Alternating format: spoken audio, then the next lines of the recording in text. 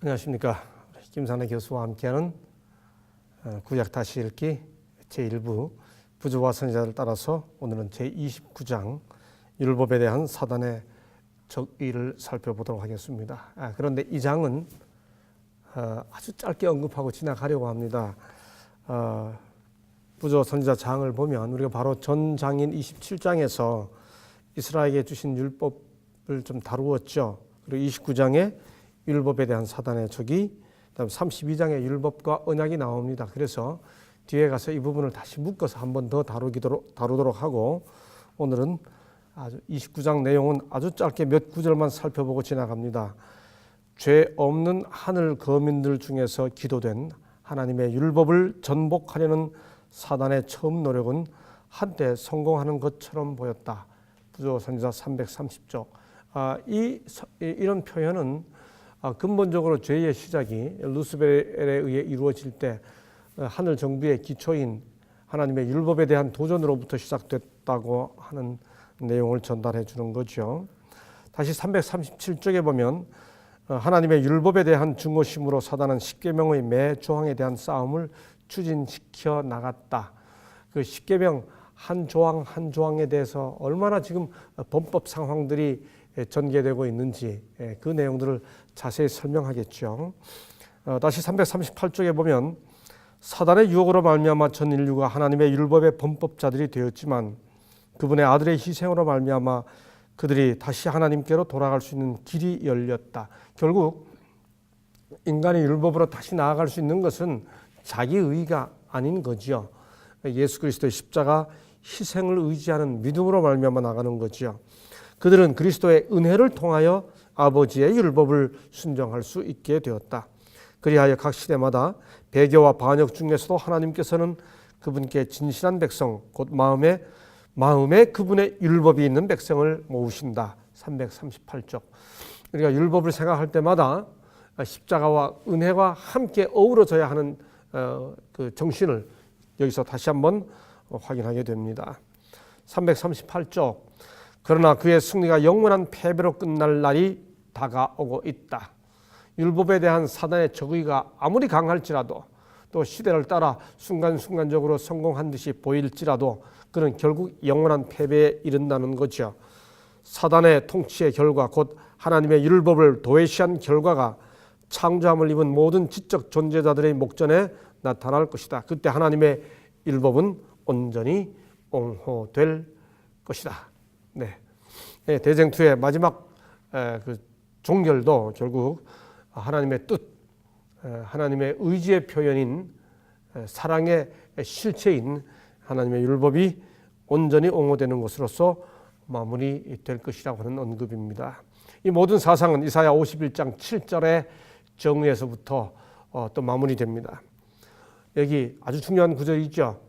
의를 아는 자들아, 마음에 내 율법이 있는 백성들아. 하나님의 의를 아는 게 결국 뭐예요? 그 심중에, 그 마음에 하나님의 율법이 있는 백성들이죠. 이사야 51장 7절. 이 29장은 바로 이 구절을 인용하여 설명하는 것으로서 이 장을 마무리 짓고 있습니다. 이 자세한 내용들을 뒤에 가서 좀 더 다루도록 하겠습니다. 오늘은 30장 성막과 그 봉사, 이 내용을 두 번에 걸쳐서 좀 나누어서 설명을 드리도록 하죠. 하나님께서 이스라엘 백성들을 시내산에서 부르시고 또 모세에게 십계명을 주시면서 그때 십계명뿐만 아니고 성소를 지으라는 명령을 주셨죠. 출애굽기 25장 8절. 내가 그들 중에 할 성소를 그들을 시켜 나를 위하여 짓되. 이 명령에 의해 이스라엘 백성들의 역사는 성소와 함께하는 역사가 시작이 됩니다. 오늘 이 시간은 성소 건축과 그 구조에 대해서 간단히 살펴보고 다음 시간에 성소 봉사를 감당하게 됐던 그 제사장들의 역할에 대해서 나누어서 살펴보도록 하겠습니다. 자, 하나님께서 모세에게 성소를 지으라고 명령하고 모세가 그 명령을 듣고 와서 백성들에게 전했을 때 성소를 지으려면 당연히 물건이 있어야 하지 않습니까? 생각보다 그 성소에 들어갔던 물건들이 굉장히 값이 많이, 비용이 많이 소요되는 그런 물건들이었죠. 모세가 이 첫 성소를 짓기 위해 백성들에게 호소하는 내용입니다. 그 호소 내용에 보면 끊임없이 반복되는 표현이 하나 있습니다. 그게 뭔가 하면 마음이 감동한 자, 자원하는 자라는 표현입니다. 출애굽기 35장 20절로 29절에 보면 무릇 마음이 감동된 자와 무릇 자원하는 자가 와서 성막을 짓기 위하여 그 속에서 쓸 모든 것을 위하여 거룩한 옷을 위하여 예물을 가져 여호와께 드렸으니 곧 마음에 원하는 남녀가 또 여자입니다. 이런 것 다 드렸고 또 마음이 슬기로운 모든 여인은 손수시를 낳고 그 낳은 어떻게 했고 그 다음 마음의 감동을 받아 슬기로운 모든 여인 또 모든 족장들이 드렸고 마지막 마무리에 마음에 원하는 이스라엘 자손의 남녀마다. 이것을 통해 우리는 뭘 알 수 있습니까? 하나님의 일을 하는 사람들의 가장 중요한 심령은 마음은 자원하는 심령입니다. 마음이 감동된 심령입니다. 첫 성막 건축도 이 사실을 이렇게 반복해서 강조해주고 있습니다. 그 다음 이 성소를 지으려면 그게 굉장히 정교한 기술을 요구합니다. 여기 그 첫 성막을 지었던 사람들에 대해 이렇게 언급하죠. 출애굽기 35장 30절로 35절 여호와께서 부사레를 지명하여 부르시고 하나님의 신을 그에게 충만케 하여 지혜와 총명의 신으로 여러 가지 일을 하게 했다. 또 오홀리압을 감동시키자 가르치게 하시며 지혜로운 마음을 그들에게 충만하게 하사. 정교한 일을 할 때는 정말 지혜로운 판단이 필요합니다. 여기 두 가지 마음이에요. 성전 비용은 자원하는 심령, 성전 건축은 지혜로운 마음. 그렇죠. 하나님의 일을 할 때 자원하는 심령과 지혜로운 심령, 이 두 가지가 정말 가장 필요한 덕목입니다. 여기 이렇게 이야기합니다. 이렇게 하고 난 다음 이 일이 막 진행이 되면서 그 성전 건축을 짓기 위한 비용이 모아지는 과정을 여기 출애굽기 36장 1절 7절은 이렇게 말합니다. 부사렐과 오홀리압과 및 마음이 지혜로운 사람 곧 하나님 여호와께서 지혜와 총명을 부으사 성소에 쓸 모든 일을 할 줄 알게 하심을 입은 자들은 여호와의 무릇 명하신 대로 할 것이니라. 그 다음 이런 상황에서 계속 백성들이 예물을 드리죠. 그들이 이스라엘 자손의 성소의 모든 것을 만들기 위하여 가져온 예물을 모세에게서 받으니라. 그러나 백성이 아침마다 자원하는 예물을 연하여 가져오는 고로. 여러분, 우리가 이스라엘 백성들이 광야를 지내는 동안 끊임없이 죄악을 저질렀던 사건만 기억하는데, 적어도 이 성소를 지을 때 시내산 앞에서 이 백성들은 정말 감동적인 모습을 보여주고 있는 겁니다. 성소의 모든 일을 하는 지혜로운 자들이 각기 하는 일을 정지하고 와서 모세에게 고하여 가로되, 뭐라고 말합니까? 백성이 너무 많이 가져옴으로 여호와의 명하신 일에 쓰기에 남음이 있나이다 그랬습니다.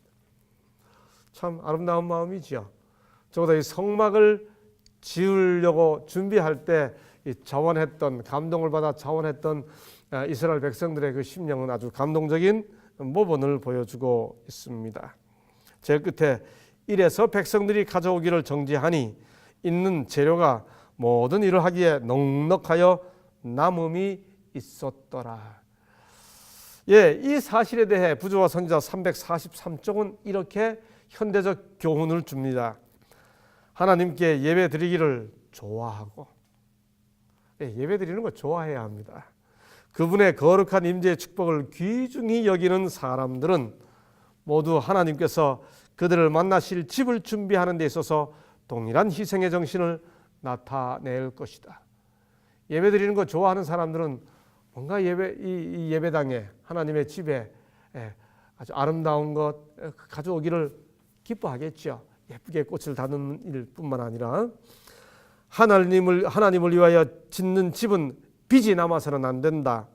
이는 그렇게 함으로 말미암아 하나님의 성호가 더럽힘을 입는 까닭이다. 예, 우리가 다 교회 건축을 해보았습니다만, 그래서 우리 교회 헌당은 빚을 다 해결한 다음에 늘 헌당하지 않습니까?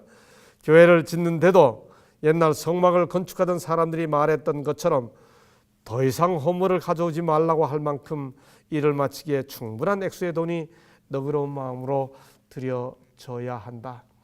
이런 부분에 있어서 우리 한국 재림 성도들은 정말 특별한 은혜를 받은 것 같습니다.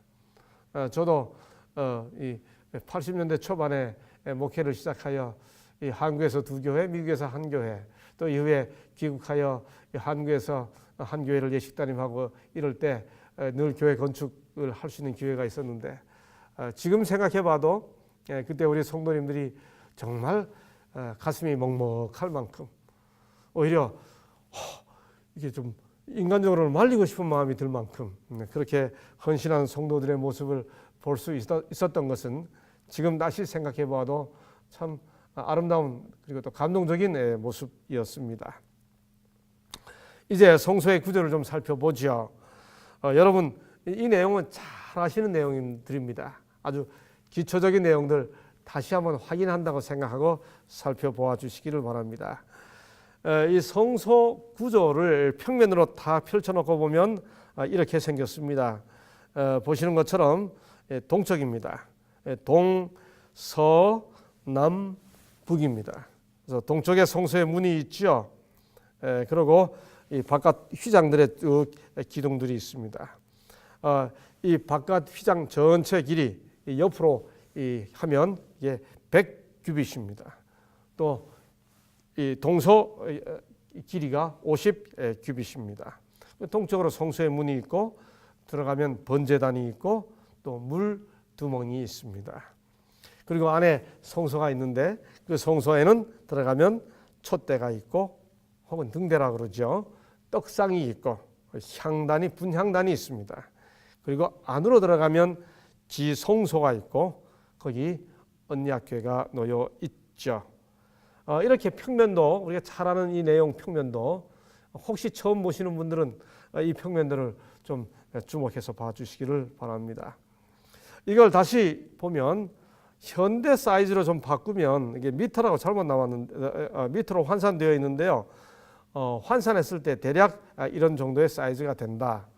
1규빗은 이 팔 이 꿈치부터 이 손가락 끝까지를 이야기하기 때문에 대략 45cm가 조금 넘습니다. 50cm까지는 조금 덜 될 겁니다. 그러나 성전 규빗이라고 하면 조금 더 큽니다.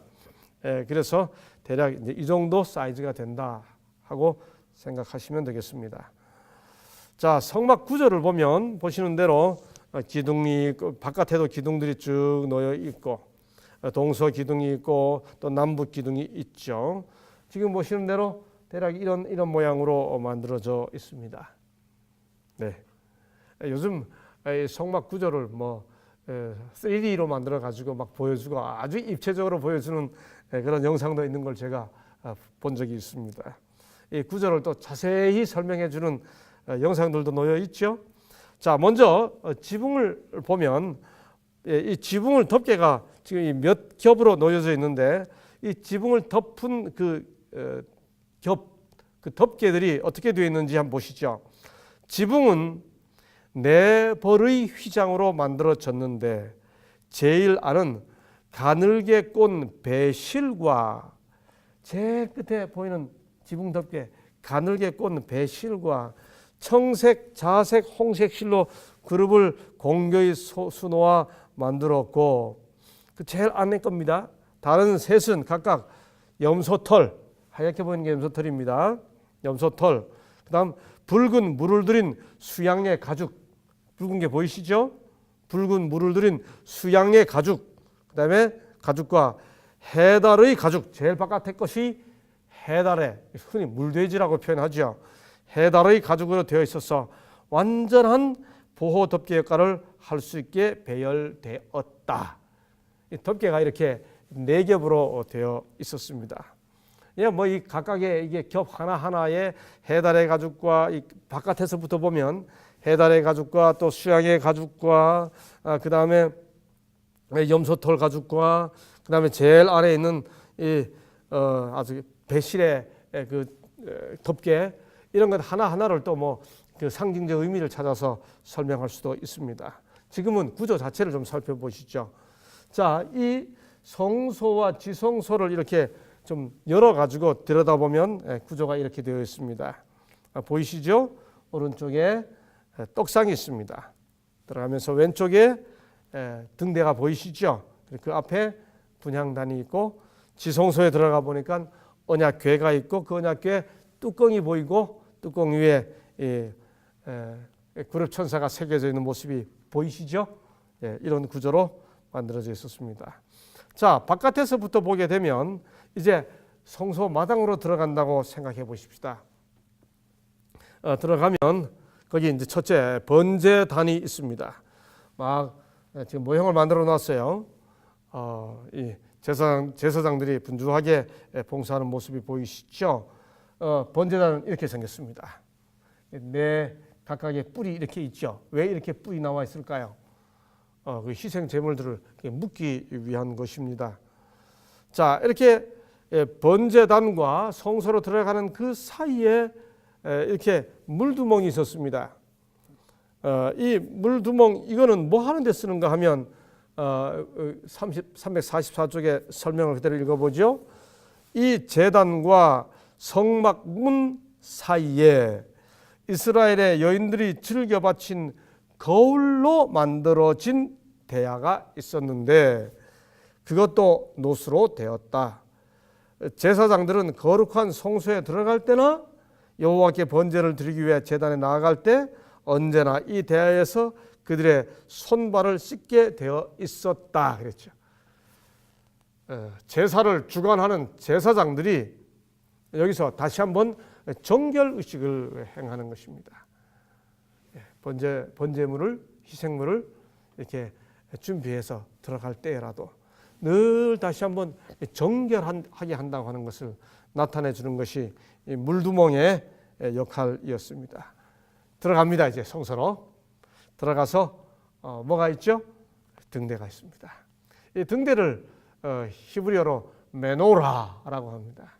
이 메노라는 유대인들의 굉장히 중요한 상징물 중에 하나입니다. 로마에 가면 타이터스 장군의 개선문이 있습니다. 이게 바로 그 타이터스 장군 개선문인데 로마의 타이터스 장군이 성전을 멸망시킨 것으로 헤롯 성전을 파괴한 것으로 역사적으로 유명하지 않습니까? 그 타이터스 개선문에 가보면 이런 모양이 새겨져 있습니다. 그게 뭐죠? 성전을 로마 제국이 성전을 멸망시키고 그 성전에 있던 메노라 등대를 지고 오는 모습을 부조시켜 놨습니다. 제가 90년도에 처음 이 로마에 갔을 때 볼 때만 해도 이 타이터스 장군 문 가까이 가서 이렇게 볼 수 있었습니다. 지금은 못 들어가게 만들어놨죠. 자, 바로 그 성소 첫째 칸에 있었던 등대입니다. 오른쪽에 보시는 것처럼 떡상 혹은 진설병, 떡을 진설해 놓은 상이다. 뭐 이렇게 이야기하죠. 떡상은 북쪽에 놓여 있었다. 들어가면서 오른쪽입니다. 북쪽에 놓여 있었다. 그 상부에는 면류관 모양의 장식이 있었으며 전부 순금으로 입혔다. 안식일마다 제사장들은 이 상 위에 유향이 뿌려진 12덩어리의 떡을 무더기로 배열하였다. 물려낸 떡 덩어리들은 거룩하다고 생각되어 제사장들이 먹기로 되어 있었다. 지금 그림으로는 6개씩 이렇게 12덩이가 이렇게 놓여 있습니다만 6개씩 놓도록 되어 있었는지 아니면 옆으로 6개 놓도록 되어 있었는지 잘 모릅니다. 그러나 아마도 그 사이즈상 이렇게 놓여 있었을 것이라고 생각하는 것이죠. 그래서 이렇게 모양을 만들어 놓았습니다. 그다음 바로 그 왼쪽에 동서남북으로 하면 남쪽에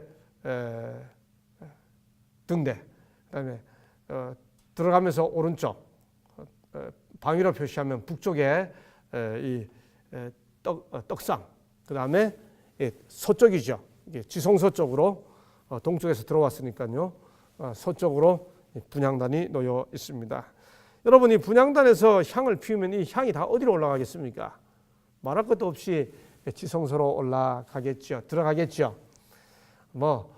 여러분들이 이미 아주 상식적으로 알고 있는 것처럼 여기 등대는 말씀의 빛을, 오른쪽에 떡상은 말씀의 떡을, 분향단은 뭐죠? 기도를, 이렇게 성도의 아름다운 삶을 나타내 주는 모습 아닙니까? 이렇게 지나서 지성소로 들어가면 지성소에 언약궤가 있습니다. 보십시오. 이 언약궤는 가장 거룩한 곳입니다. 말 그대로 지성소입니다. 히브리어 르비르, 가장 거룩한 곳이죠. 이 지성소가 왜 거룩한가요? 거기 언약궤, 즉 법궤가 있었기 때문이죠. 그 법궤의 뚜껑을 mercy seat, 뭐라고 그러죠? 속죄소, 혹은 은혜가 베풀어지는 자리 해서 시은좌, 그 양쪽에 그룹이 새겨져 있습니다. 시편 80편 1절과 99편 1절에 보는 것처럼 여호와께서 그룹 사이에 좌정하시잖아요. 여기 은혜의 보좌입니다. 이 은혜의 보좌에서 흘러나오는 그 영광의 빛을 쉐키나라고 말하지 않습니까? 성소는 이런 구조로 형성되어 있었습니다. 길이와 사이즈 자세하게 말씀드리지 않습니다. 성소 안에 나타난 영광스러운 광경은 말로서 묘사할 수 없었다. 황금 촛대에서 비치는 빛을 반사하는 순금으로 입혀진 벽들과 찬란한 천사들을 훌륭하게 수놓은 빛나는 커튼의 찬란한 색조, 금빛으로 번쩍이는 떡상과 향단, 둘째 휘장 너머의 거룩한 법궤와 신비한 그룹들, 그 위에 쉐키나 곧 여호와의 임재의 가시적 현현, 이 모든 것은 인간의 구속을 위한 사업의 중심이 되는 하늘에 있는 하나님의 성전의 영광들의 희미한 반영에 지나지 않았다. 무슨 말이에요? 이 모든 것들이 인간의 구속을 위한 구속 사업에 이루어 가시는 그 하나님의 성전의 희미한 반사. 그래서 지상 성소를 통해서 우리는 하나님의 구속 사업을 이해해야 한다는 것입니다. 바로 이 제사장들의 봉사가 바로 그리스도의 구속 사역의 봉사를 반사해 준다는 사실, 그 구조를 이렇게 통해서 이해할 수 있는 것이죠. 성소가 주어졌다는 사실을 이스라엘 백성들이 얼마나 감사해야 하는지 모릅니다. 그리고 그 모든 성소의 실체가 무엇이죠? 십자가입니다. 오늘 이 성소 구조를 통해 다시 한번 구속의 섭리와 과학, 그리고 하나님의 사랑을 다시 한번 느껴보는 시간이 되시기를 소망하면서 오늘은 여기까지 하겠습니다. 감사합니다.